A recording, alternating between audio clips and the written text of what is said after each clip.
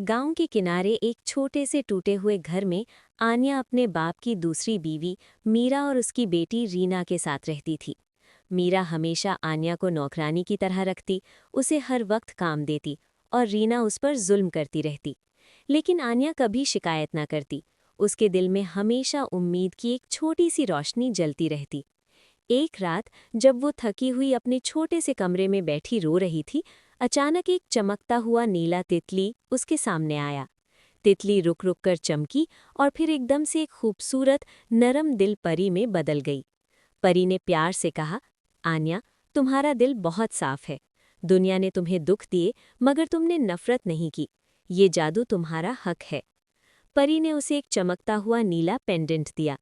जैसे ही आन्या ने उसे छुआ, रोशनी की लपट ने उसे घेर लिया और उसके पुराने कपड़े बदलकर एक चमचमाती जादुई लिबास में तब्दील हो गए। मीरा और रीना ये सब देखकर हैरान रह गईं, मगर हसद उनकी आंखों में नाच रहा था। गांव में उस रात जश्न था। आन्या जब वहां पहुंची तो हर कोई लुककर उसे देखने लगा, जैसे चांद जमीन पर उतर आया हो। वहां हादी नाम का नेक दिल लड़का उसे देखकर मुस्कुरा उठा। उसकी आंखों में वो नरमी थी जो कभी किसी ने आन्या को नहीं दी थी। दोनों फवारे के पास बैठकर देर तक बातें करते रहे।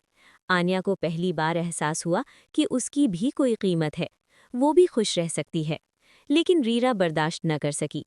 वो आन्या को धक्का देने आई, मगर पेंडेंट ने एक नीली ढाल बनाई और आन्या को बचा लिया। इसी लम्हे परी दोबारा नमूदार हुई। उसने पूरी बस्ती को आन्या का सच दिखाया, उसकी मेहनत, उसकी नरमी, उसके दिल की खूबसूरती। मीरा और रीना शर्मिंदा खड़ी रह गईं, कोई बहाना न कर सकी।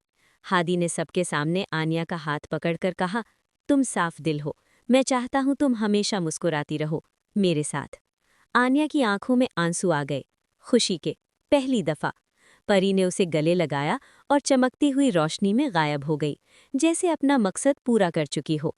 अगली सुबह नई रोशनी के साथ आन्या की जिंदगी भी बदल चुकी थी। अब वो खौफ में नहीं, बल्कि मोहब्बत और सुकून में रह रही थी। आखिर में वो और हादी हाथ में हाथ डाले चमकती हुई राहों पर चलते गए।